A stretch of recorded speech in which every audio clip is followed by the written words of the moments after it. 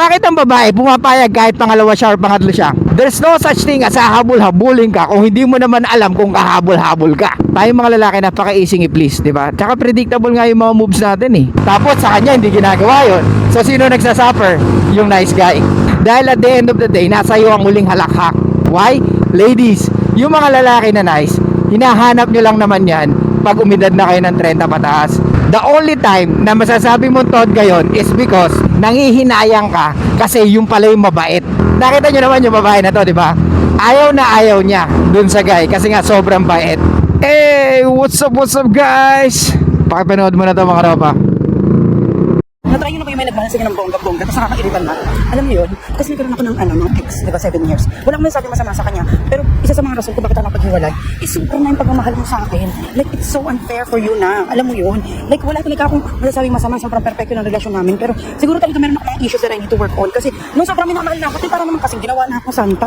May altar na ako, ganong level. Alam mo, pinipilit ko na nga siya. Sabi ko sa kanya, uy, ano ba? Lumabas ka naman. Nagkamakaawa na ako. Sabi ko sa kanya, alam mo, pwede lang ireto ko rin mga kaibigan ko sa kanya. Ganong level na. Like, sobrang pagmamahal. Like, ako lebo kang bibig, ganyan. Isipin mo 7 taon. But just minsan naiisip ko na bakit hindi ko parang tinanggap yung ganung pagmamahal. Diba? Ba't hindi ko tinanggap yung ganun? Wala talaga, kahit iwan ko yan, kahit iwan ko yan sa harapan ng mga babae. Walang gagawing masama yan. Alam ko yun. Alam ko sa buhay ko yan.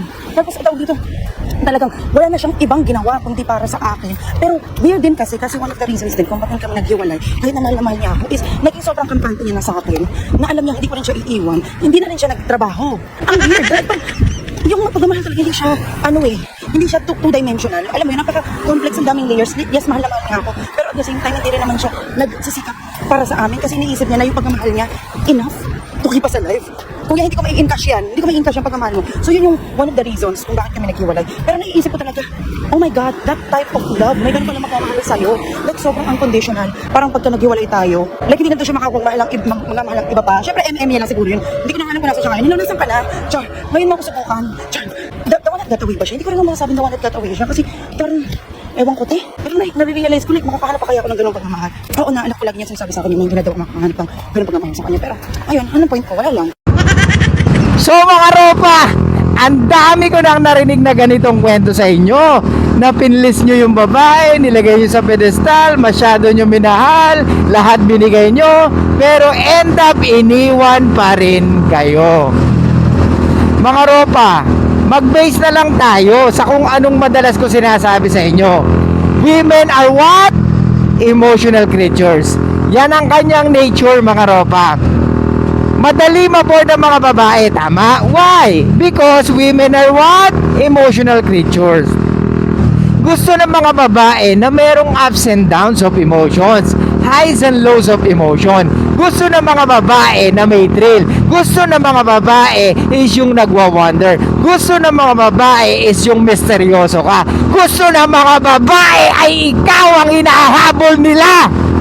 Gets?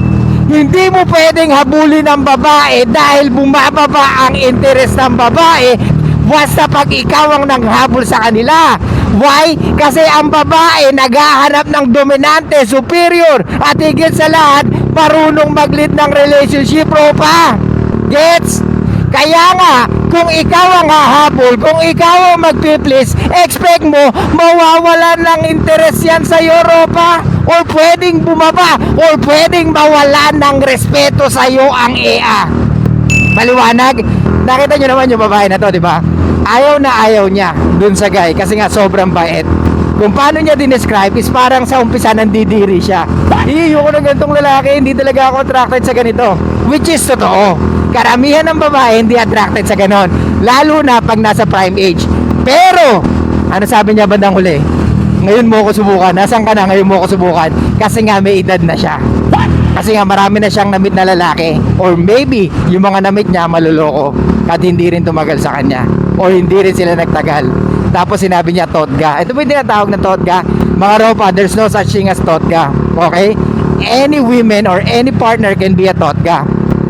The only time na masasabi mong totga yon is because nangihinayang ka kasi yung pala yung mabait. Yung pala yung talagang gusto mo, o yung pala yung talagang parang mapi-feel safe ka, di ba? Lagi nyo tatandaan, there's no such thing as totga. Why? Yung mga totga na yan, coping yan. Coping yan. Why? Kasi sa dami ng namit mo na tao sa buhay mo, lahat yun ay pwedeng nag-fail, lahat yun ay pwedeng nasaktan ka.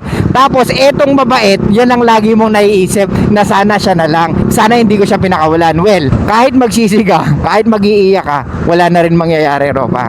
Okay? Ladies, yung mga lalaki na nice, hinahanap nyo lang naman yan pag umidad na kayo ng 30 pataas. Hinahanap nyo lang naman yan pag nakita nyo na yung sexual market value nyo bumaba na. Diba? Pag yung hindi nyo na kaya makipag-negotiate, yung akala nyo at the age of 35 and up, kaya nyo pa rin makipag-negotiate sa lalaki. No, it's not. Kadalasan ng mga babae nagsisettle na lang kung sino yun nandyan at kung sino yung pwedeng tumanggap sa kanila. Let's be fucking honest. Women's value are always based on fertility and also with their looks and of course dun sa kaya nila i-provide bilang babae. Ngayon, kung let's say for example, ang babae 35 years old, walang alam sa bahay, puro ganda lang, tapos sabihin na natin na mababa na yung kanyang chance magkaanak. So, ikaw bilang lalaki, gusto mo pa ba bumuo ng isang pamilya sa kagaya niya? Lalo na kung meron kang trabaho, lalo na kung mayaman ka, lalo na kung gwapo ka. Why do you need to negotiate with 35 years old woman kung kaya mo naman kumuha ng 25 years old na babae? Tama? Hayaan mo sila mag-enjoy. Yung mga babae ngayon, hayaan nyo mag-enjoy, mga Ropa. Hayaan nyo sila. Kung iiwanan kayo, hayaan nyo sila. Hindi mo kailangan may patunayan sa kanila. Dahil at the end of the day, nasa iyo ang muling halakhak. Why? Kasi nasa iyo ang relasyon, Ropa. Ikaw ang nagbibigay nun, hindi sila. Ang tanging kayang ibigay ng babae is sex. Okay? And yun ang pinakainahanap natin. Hindi naman tayo naghahanap agad ng babae na gusto ko masarap magluto, gusto ko marunong sa bahay. Well, syempre, part yun ng component. Pero syempre, kadalasan, ang unang hinahanap ng lalaki is, sexual partners. Diba? Gusto natin ng babae na pag-open ng legs sa atin most of the time. Diba? Yun ang pinakainahanap natin sa babae. Okay? Yung talagang ibibigay sa atin yung sexual access na gusto natin. Hindi yung pahihirapan tayo every time na gusto natin ng sex. Diba? Kasi pag pinahihirapan ka, kagaya tinag sa ating story na yung girlfriend niya never daw siya sinubo. Tapos nakita niya yung girlfriend niya may sex video with her ex na talagang grabe. Tapos sa kanya hindi ginagawa yun. So sino nagsasuffer? Yung nice guy. Diba? Anyway, balik tayo. So, mga Ropa, huwag kayong matakot na iwanan kayo ng babae. Yes, I know, part of the na process na masasaktan ka talaga at hindi mo maiiwasan yun. Pero bilang lalaki, ikaw ang may control sa nararamdaman mo, di ba? You should be thankful na lalaki ka. Why? Kasi meron ka kakayahan maging logical at rational. Sa babae mahirap, pero madali sa kanila makamove on dahil syempre ang babae ups and downs of emotion. Pwede ngayon gusto kanila, pwedeng tomorrow hindi. Pero ang babae, yun nga lang, once na nakahanap na masigit sa'yo, doon na nga lang sila magpo-focus at hindi na sa'yo. Pero nagkakaroon nga ng thought ka, like I said, pag na-realize niya na lahat na nakilala niya ay hindi siya seneryoso. At tanging matatandaan niya is yung lalaking naging mabuti sa kanya. That's the only time na makikita ng babae yung value mo. Pero hihintayin mo pa mangyari yun, Ropa? Of course, hindi na, di ba? Kaya mga Ropa, uulitin ko sa inyo, lagi kayo mag-focus sa nature ng mga kababaihan. Dahil iba mag-respond ng mga kababaihan kumpara sa ating mga kalalakihan. Tayo mga lalaki, napaka-easy i-please, di ba? Tsaka predictable nga yung mga moves natin eh. Gets mo?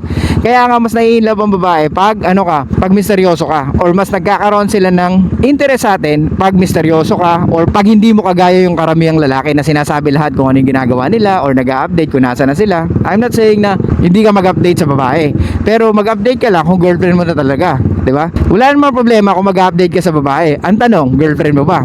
Kasi kung di mo girlfriend, ba't mag-update ka? That's the question. Dapat siya nag-update kahit hindi kayo. Why? O yan na naman, sasabihin nyo na naman, ala, that's unfair. Dapat parehas. Hindi po dapat parehas. Dahil unang-una, kaya mo pinili yung lalaki na yun dahil you feel something, di ba? Or this man can give you a different feelings compared dun sa mga lalaki na nakilala mo. Kaya hindi pwede na dapat pantay, dapat pareho, dapat equal. Hindi po pwede yun, okay?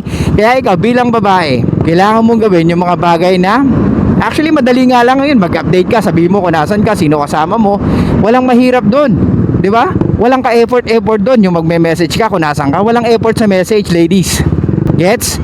Kaya ulitin ko mga Ropa, pag gusto na makipag-iwalay ng girlfriend nyo, ibig sabihin, totoo na yun. Hindi dahil sa tinotoyo lang sila, hindi dahil sa may topak lang sila, kundi yun na talaga ang gusto nila mangyari. And of course, nagbe-base sila lagi sa nararamdaman nila. Pero pag ang babae nagdesisyon na gano'n, ibig sabihin buo na yung loob niya. Babalik lang yan sa'yo. Maybe hindi siya nagtagumpay dun sa plano niya. Pero tatanggapin mo ba? Of course, hindi na. Gets? Kailangan mo mag-focus sa sarili mo once na nakipag-iwalay siya sa'yo. Alamin mo sa sarili mo kung ano yung meron ka na hahanap-hanapin ng mga kababaihan. May nag-comment sa atin sa comment section, ang sabi niya, Suplado mo to, paano ba natin liligawan ng babae na talagang hahabol-habulin tayo? Ang tanong ko sa kanya, ano ba yung kahabol-habol sa'yo? Kung hindi mo alam kung ano yung hahabulin sa'yo, then bakit ganun ka mag-isip? Ano yung gagawin ko para habol-habulin niya ako? There's no such thing as hahabol-habulin ka kung hindi mo naman alam kung kahabol-habol ka. Di ba? Kung hindi mo alam kung anong meron ka na kahabol-habol sa'yo, then huwag ka mag-expect na hahabulin ka ng mga babae. Gets, mga ropa? Ngayon, balik tayo doon sa kwento niya. Mga ropa, ang babae gusto ng ups and downs of emotions. Okay? Gusto nila ng thrill, gusto nila ng adventure, gusto nila ng push and pull. Okay? Kahit na sinasabi ng iba na manipulation yun, no, it's not manipulation. Okay? Binibigay mo lang ang gusto ng mga kababaihan. Dahil alam naman natin na pag masyado kang mabait or pag masyado kang giver, hindi na nila na-appreciate.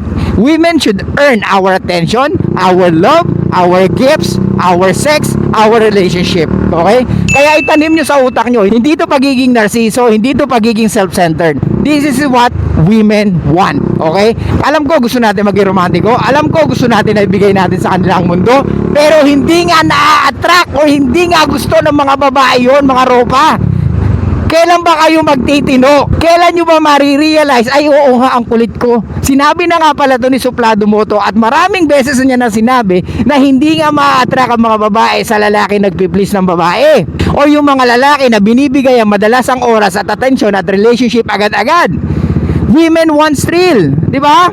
Kaya nga, o ito, mga ropa, may question ako sa inyo. Bakit ang babae pumapayag kahit pangalawa siya or pangatlo siya?